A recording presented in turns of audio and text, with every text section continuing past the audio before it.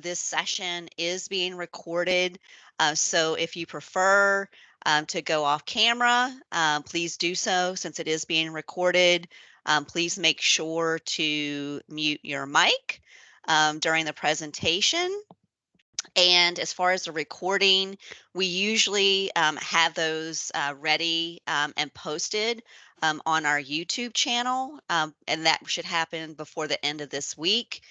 So Peter will be putting up the link for our YouTube channel so that you can refer to that if you just want to come back, maybe catch some points that occur during the session, make sure that you have the information that you need, and then perhaps even just share it out, that link out with some others that you think might be interested in the session.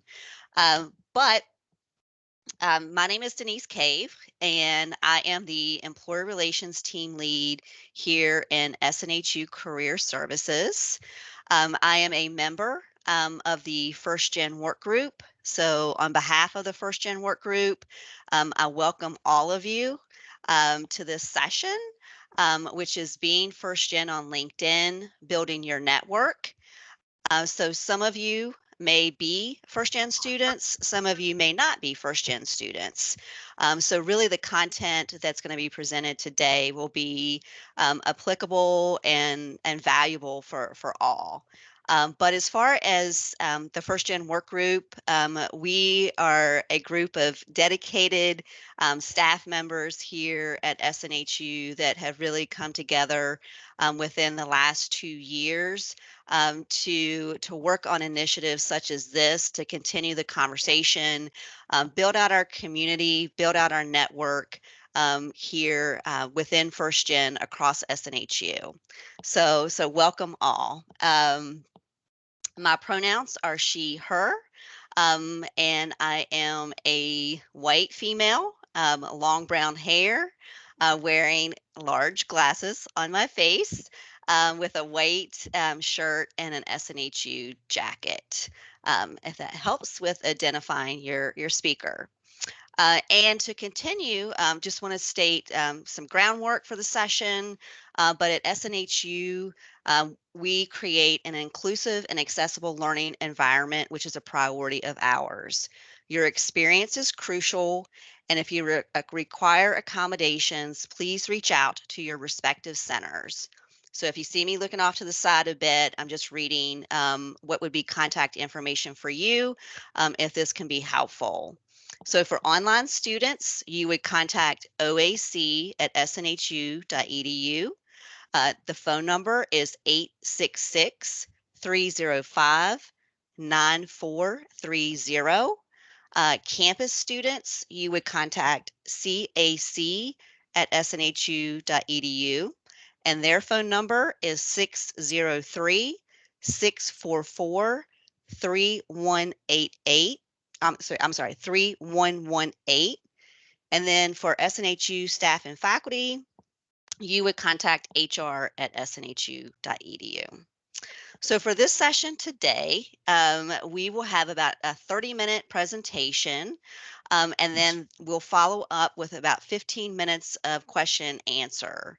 But as we move through the session, we want to make sure that it's engaging as possible. So feel free to enter your questions in the chat as you have them. Some of those we'll answer during the session as we move along. And then others will hold off, and we'll make sure that we respond to those during the Q&A session. And I have my colleague here with me, Mr. Peter Bartell, who is assisting with that. So thank you so much, Peter, for all your help. And others across the team. It's always a team effort when we're putting on these sessions. So with that, we've covered the essentials. I did not progress through the slides. I apologize about that. So that was our access and accommodations. And then, so we've covered the essentials, and now it's time for you all to meet our featured presenter for the session. So I will let Alla introduce herself, and then after that, I'll let her take over sharing her presentation with you today. So, Alla, it's all yours. Thank you so much, and thank you all for being here. A little bit of background on me. I'm located in Knoxville, Tennessee, currently work for Clayton Homes. Oh, okay, Yeah, if we're you could good. just mute your mic. Thank you. So my background is in student placement. I spent 4 years helping students to get their first IT jobs, and then I moved into IT recruiting, and I've been in IT recruiting for about 10 years now. Specialized mostly in data analytics recruiting and other IT roles in agile environment. And I'm here to help you creating or making adjustments to your LinkedIn profile to take the full advantage of its capabilities. I am LinkedIn Recruiter certified. They no longer offer that certification, but I was one of the first recruiters in the country to obtain that certification when it first came out. I use it very heavily. Our primary source of recruiting is LinkedIn, followed by Indeed. So that's where we get majority of our placements for technology is LinkedIn. And I'm here to explain you how to use it, how it works, so you can take, again, advantage of its capabilities. It's free, so why not use it, right? Um, any questions before we start? No? Okay. Well, I'm gonna go ahead and start sharing so we can go ahead and dive in. All right, can you all see my screen? Yes. Yes, good. Blink twice if you can. Just kidding. I can only see the news right now. All right. Well, what to expect from today's session is the most important, to my opinion, if you have one takeaway, it's understanding LinkedIn's algorithm and how it works. Also, LinkedIn profile and network design, and we'll do activity. I'll show you how to edit your profile once you get on LinkedIn. All right. So, what are the top reasons people use LinkedIn for? Number one is job search and career development. Also, professional networking, learning. LinkedIn offers a lot of variety of free learning. I would highly recommend taking advantage of that. There is paid version of their learning, but they also have a lot of free resources that you can use to develop your professional personal skills. And also personal company branding. I do that a lot for Clayton Homes because I'm a recruiter here, obviously, have personal interest in working on company branding. But yeah, so those are four top reasons people use LinkedIn for. So I mentioned LinkedIn's algorithm, and essentially it boils down to keywords. The way it works, LinkedIn scans your profile for keywords. If I'm a recruiter and I'm looking for someone, let's say in data analytics, the more times you have data and everything and anything related to data listed in your profile, the higher you're going to appear in my search results. So every single word in your profile counts. It can be your objective. It can be under your skills, under your not qualifications, but your current responsibilities, activities. Every single thing you have in on your page, in your profile, LinkedIn will scan it. So that's essentially how the algorithm works. When you think of wording, I would be very careful on how many times you use certain words. And I use this Java software development skill set as an example. You can say I'm a Java developer, or you can use Java EE or J2E. They're all variations of the same language. So you want to use all the words, all the keywords that will help establish your reputation as a certain professional. If you're a Java developer, that would be a good example of that. But also make sure you don't overuse those keywords. So there is a fine line, and be very careful how you want to build your profile. And I want to bring this up. I didn't come up with it. I heard someone else saying that. They said that your LinkedIn profile is your personal billboard to the world, and that's very true. You build this profile, and a lot of times people that don't even know you are going to look at your profile, and they're going to form some sort of opinion about you without even knowing you. So make sure you're careful what you include in your profile. I'm going to use mine as an example. I love to travel, and the picture in my background is one of my favorite places. It's in Mexico. And I think it communicates pretty well that I do like to travel and type of places I like to go. And I also included my picture. There is a feature you can activate. You can only activate it from your phone. If you have a name that is not very common, you can record your name and your voice. And I would highly recommend that, because when people want to reach out to you, but they're not sure how to pronounce your name, that's very helpful. They will click on this logo right here, and they will be able to hear how you pronounce your name. All right, and then I understand some of you already have LinkedIn profiles and some don't. So let's play this game and see how that goes. And you can put your answers in chat. Does that work? And Peter or Denise, can you help me with that, because I cannot see chat right now as I'm presenting? Sure, Okay, absolutely, Alla. thank you. If you can just monitor answers to these questions. Thank you. All right, true or false. And don't ask me why number 2 pops up before number 1. I've tested this presentation. I have no idea, but do not know. Don't ask me. But number 1 is there, I promise. So headline part of your profile should match your title. Is it true or false?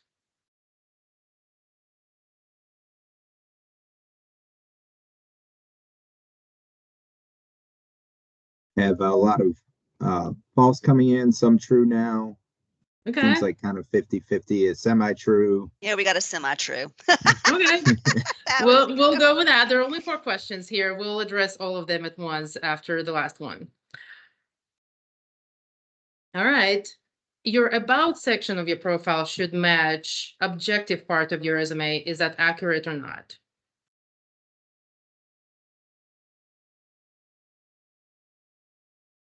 What's the verdict on that one? We got a lot of false.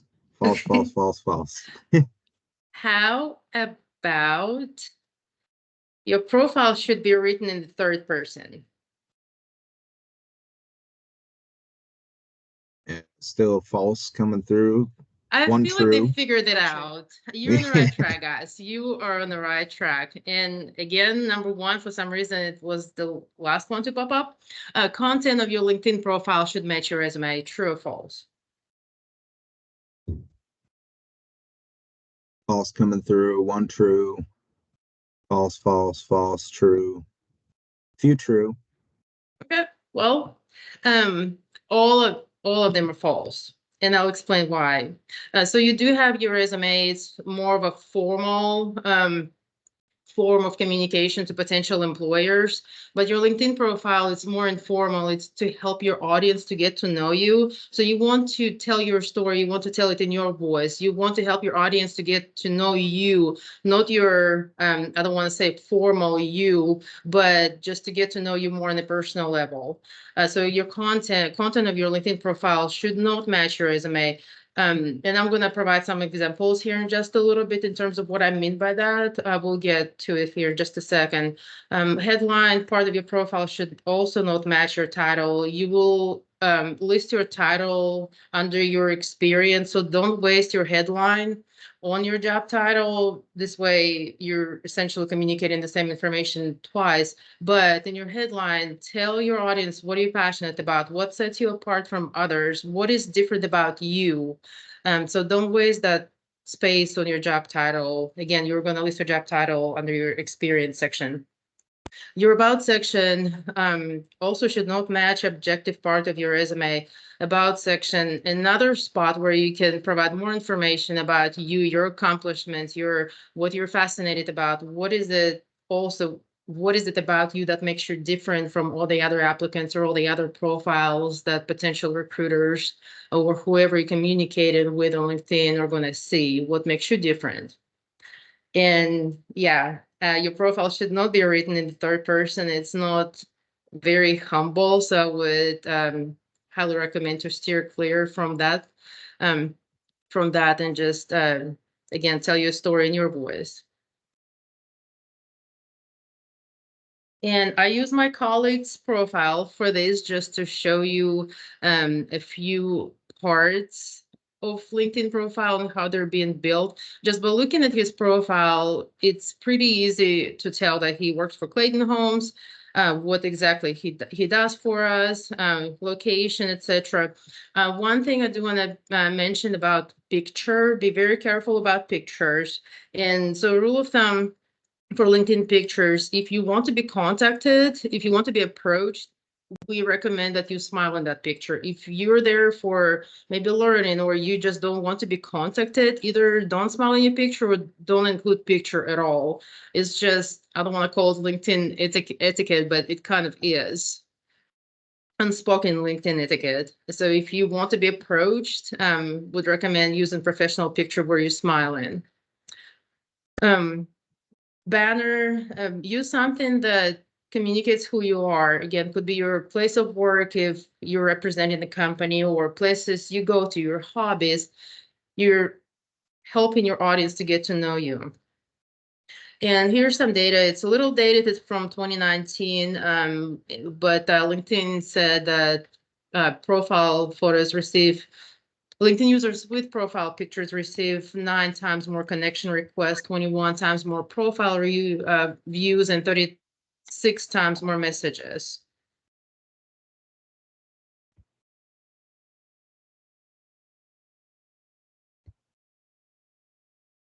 And when it comes to, and I'll show you my profile after we get done with this. We're just gonna go over basics now, but I will show you what it actually looks like, okay? Once we go through this very quick.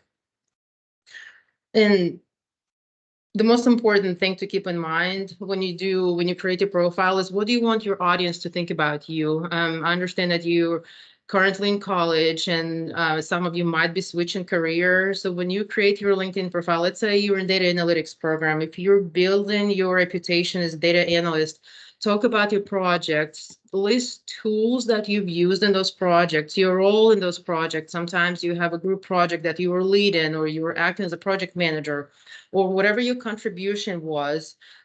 Make sure you include that, especially if you're changing fields. A lot of times we see profiles where people might have been in marketing and want to get an IT. They use vast majority of their LinkedIn profile talking about marketing and their previous life, instead of using that space, communicating what they want to do and what they're capable of doing and what they've learned at school. So keep that in mind. Keep your, I don't want to say previous life to a minimum, but spend more time and more space communicating what skills you've obtained at school that will help you to get to where you want to be. Headline, very short. You can only see 2 lines. It again, not your title. We talked about that. And that's your elevator pitch. It's very short, sweet, and to the point. Help your viewers to get to know you. Be very brief. So just be very mindful what you put out there. Mine is very short, but I think it communicates what I'm about. I am fascinated by technology, but I'm inspired by talent. So that's mine. Don't know what yours is going to look like, but be very brief and concise, but communicate what you're about. Your about section, value, aspirations, and what is it that, again, you're creating your reputation on LinkedIn. Your audience can only see up to 3 lines. So without making additional clicks. So just be very mindful of what you're putting there. Experience, I detached a little bit about on that.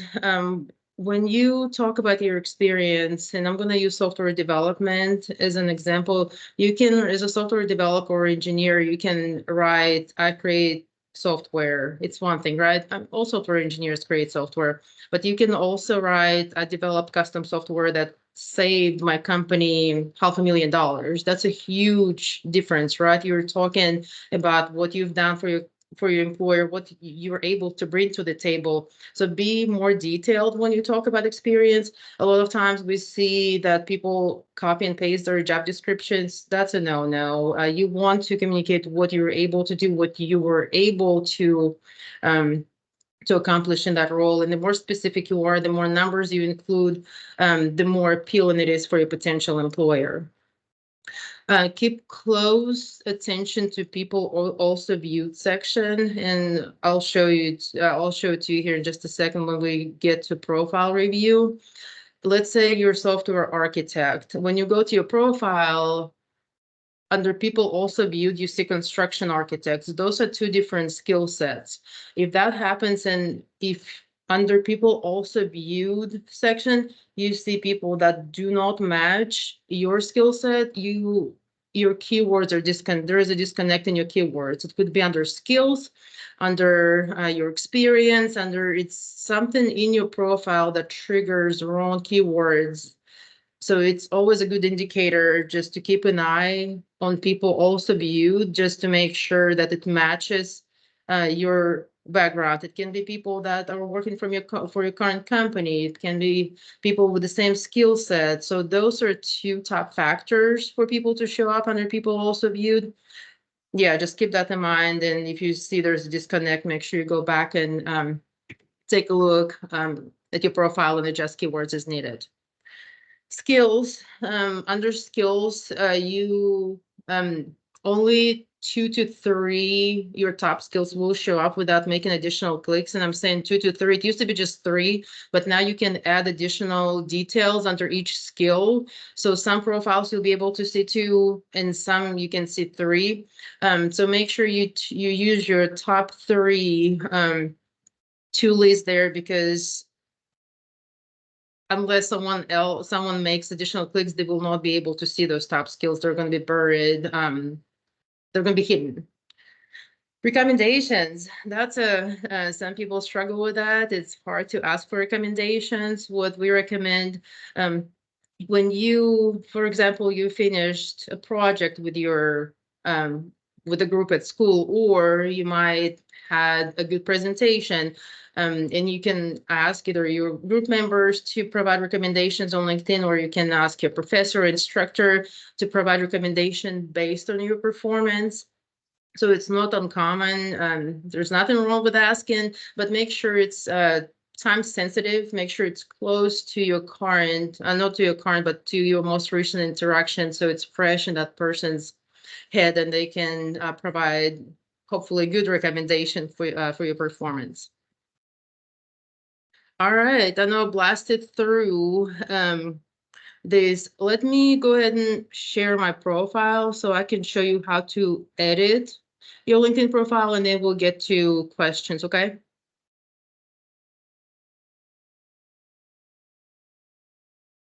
Denise, do we have anything in chat before we get to profile review? That we I need didn't to see any answer right now. questions. Did Peter, Okay. did you see any questions? No, none yet in the chat.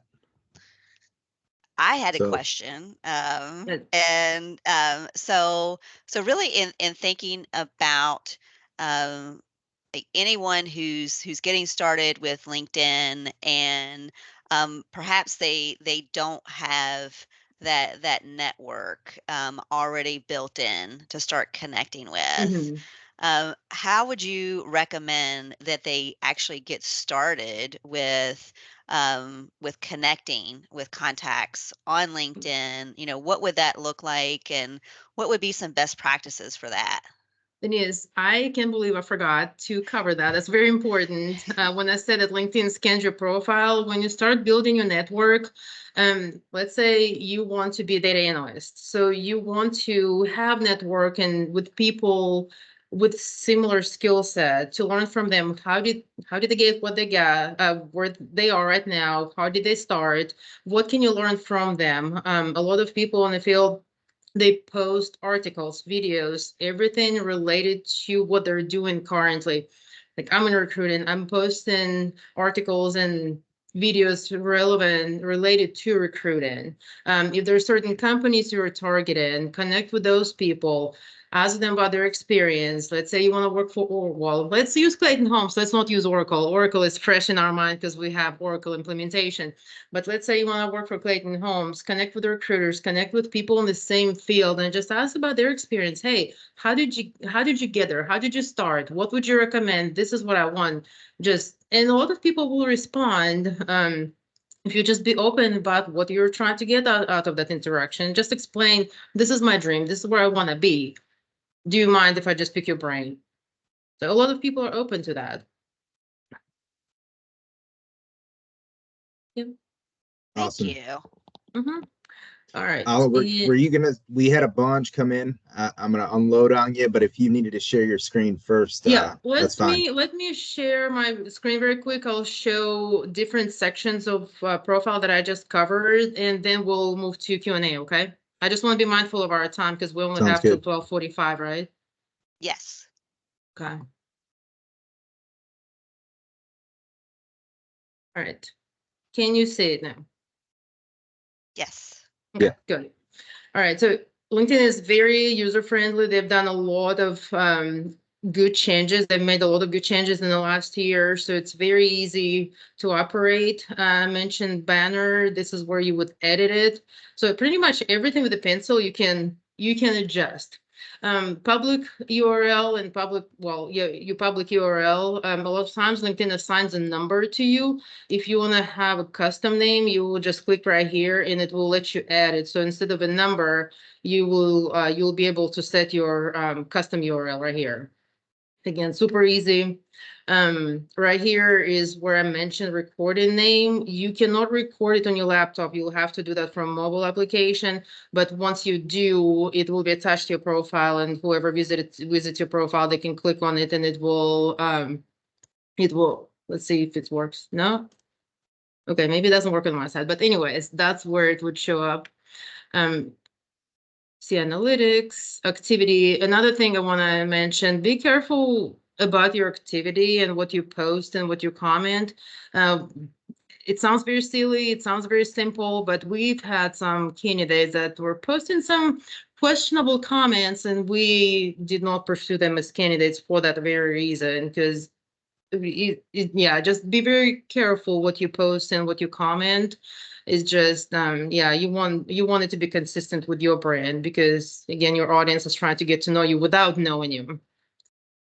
This is your about section I mentioned to you. You can always see up to 3 lines, so be very mindful. And this right here is people, hold on.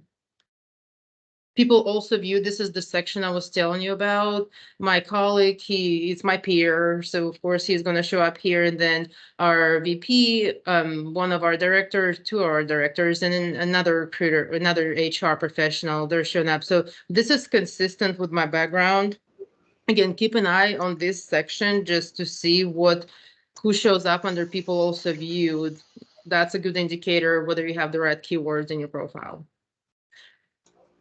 Your experience, again, very easy to add. If you want to add any media, you can also under your experience section. You can also add skills used, and this is another count to your keywords in your profile. So in addition to your free form that you would fill out under your experience, you can now add skills used from drop down menu.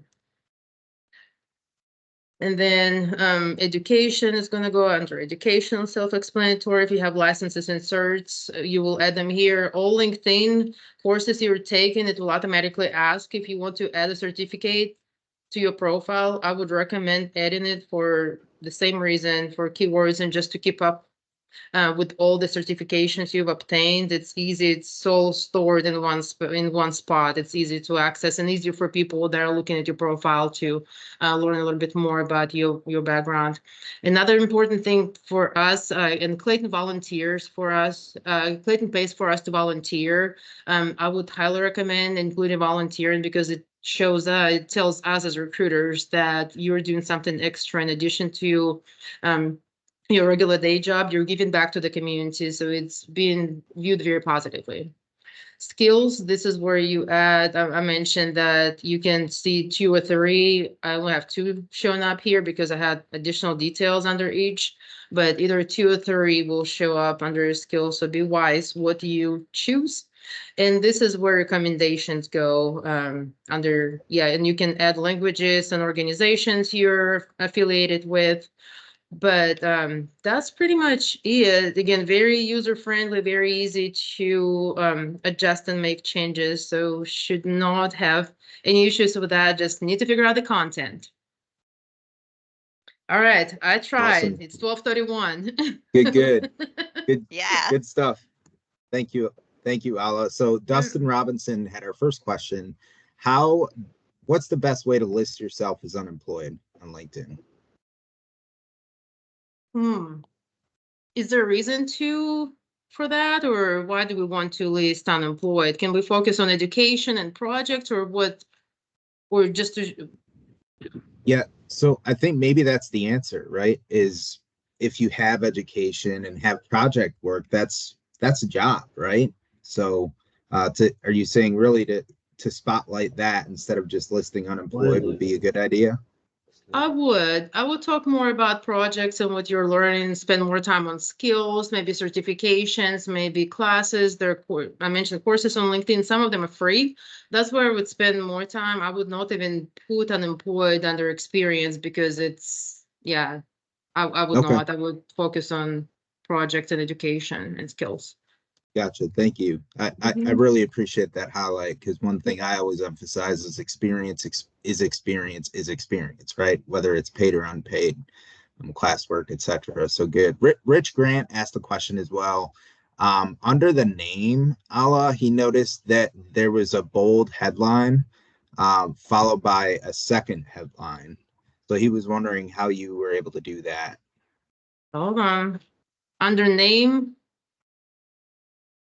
I'm looking at the profile right now. Under name, oh, it's your headline. You will click on the pencil, and this is your head. That's your headline that goes right below your name. Okay, gotcha. Thank you.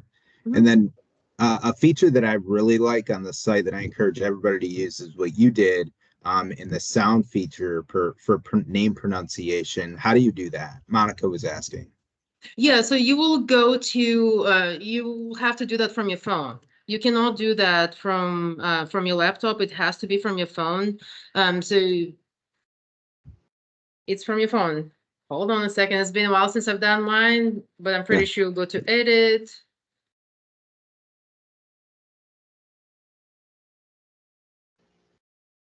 You'll click on settings and edit and add it that way.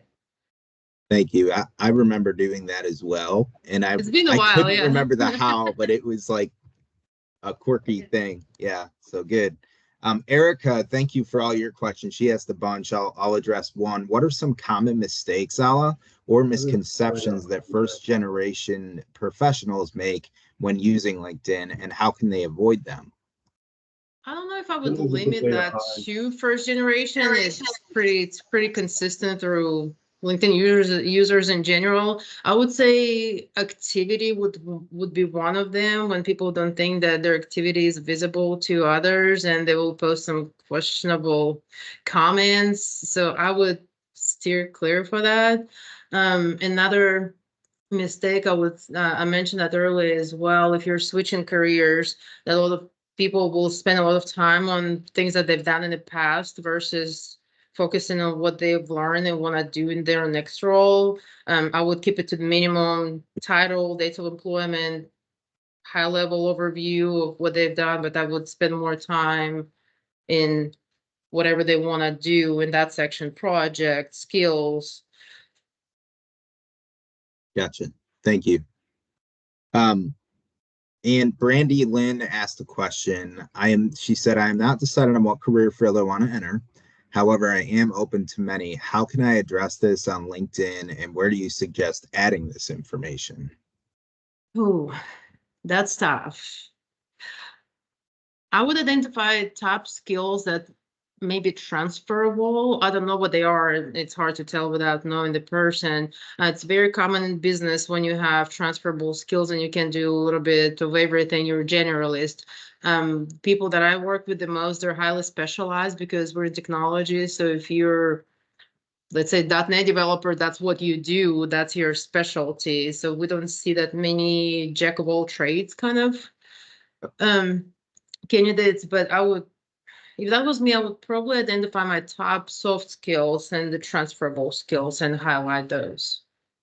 It makes sense. Gotcha. Thank you.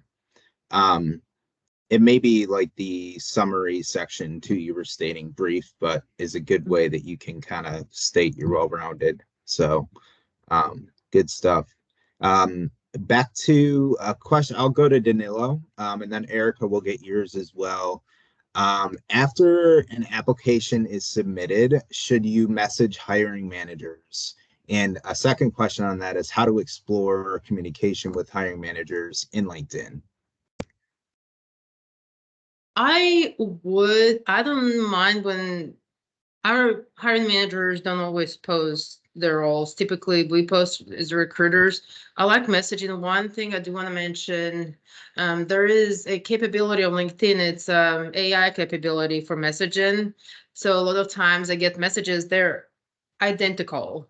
And what it does, the AI messaging will say, do you want to send this message to recruiter or whoever posted the role? And what they will do, they will plug in your title, your company, and it's exactly the same message with just with different companies and different titles. So if you want to message hiring manager or recruiter, make sure you just come up. You can use AI if you want, but make some adjustments.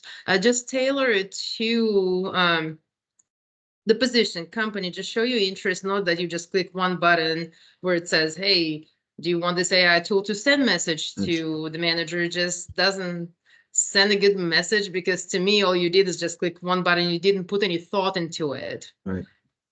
So So if you you can are easily tell when the AI feature is used.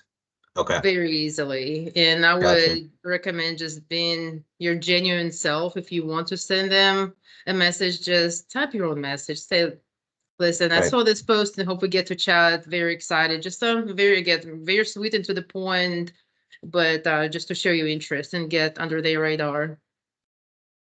Awesome. Thank you. Erica asked, how important is personal branding on LinkedIn for first generation professionals? And what tips do you have for crafting a compelling personal brand? Very important. It's not just first gen students, but for everyone on LinkedIn, you are building your brand, and a lot of people that are viewing your profile, they don't even know you. Yeah, there's some people that you met in real life that you worked with, but a lot of people that are gonna be looking at your profile, they've never met you, but they will form their opinion about you. So whenever you start crafting your profile, build your profile to whatever people want to think about you. If you're going for data analyst roles, tell them about your passion. Why are you passionate about data? Projects you've done. I would post articles, maybe follow influencers that are in that field, just to show this is what I'm really about.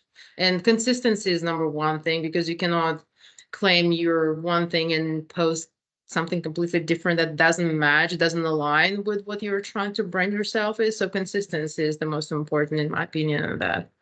Yeah, gotcha. Good to know on the consistency for sure. Alla, as a recruiter, Denise was wondering, how do you use LinkedIn? Ooh, I can talk about this all day. I use it every day. So we have LinkedIn. LinkedIn has a lot of products, and one of the products we use on the recruiting side is called LinkedIn Recruiter Corporate. It's expensive. It's very expensive. So you have to work for a company, be in HR to get that license. And what we do when we look for candidates, it's essentially like a formula. Now they made it much easier, but back in the day, it was you create a formula. And to get you to that person, let's say I'm looking for data analysts that graduated from SNHU and they have SQL in their background. We'll plug in all that criteria, and the search will lead us to people with that background. SNHU students or graduates, we can put, when they graduated, we can set so many criteria and parameters to get to those people through LinkedIn. It's pretty cool. So that's how we use it. LinkedIn and Indeed are top sources of candidates for Clayton Homes technology. So we use it quite a bit. Great. Thank you so much. Another thing, there is a way to mark your profile open to work. I don't know if that's something that you guys use. There are two ways to do it. One is a confidential.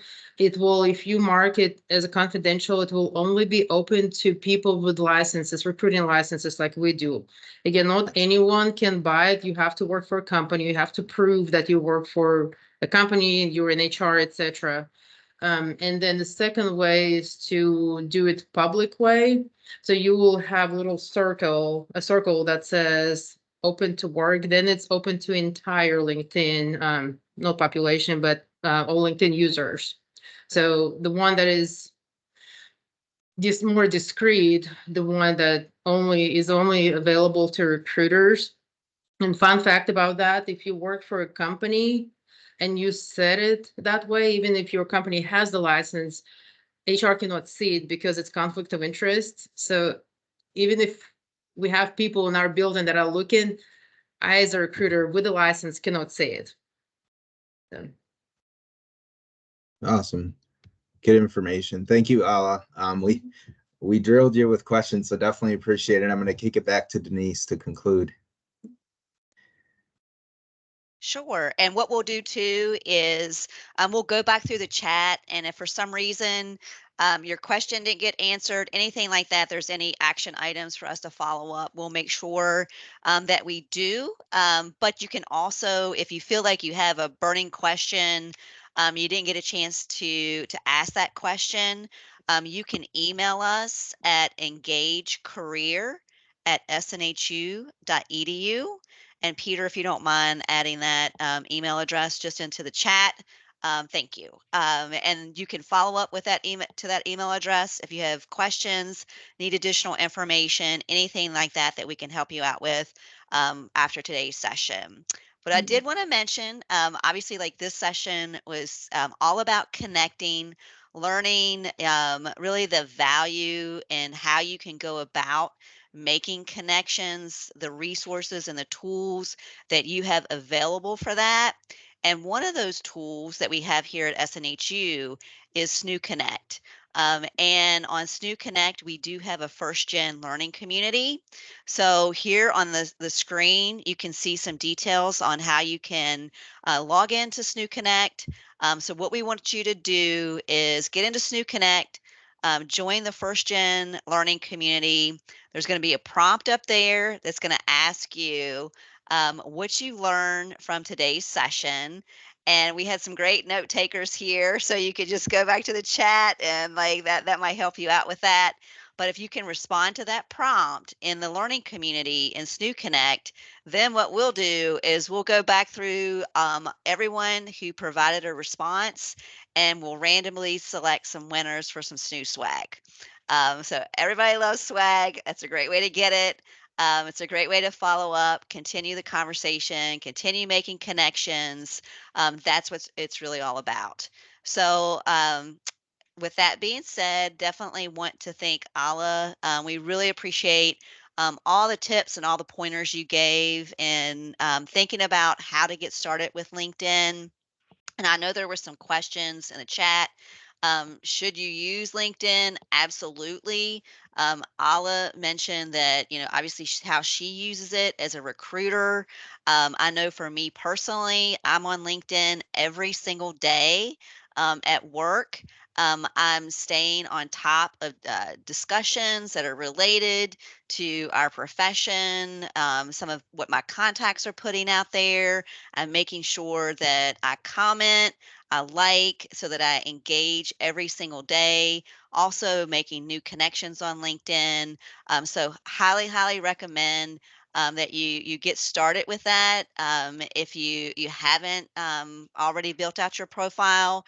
And if you have built out your profile, I hope you learned some good pointers today and things to think about and how you can continue to work on that. So we really appreciate everyone who was here with us today. Thank you all so much for all of our wonderful SNU colleagues who joined in as well for the conversation.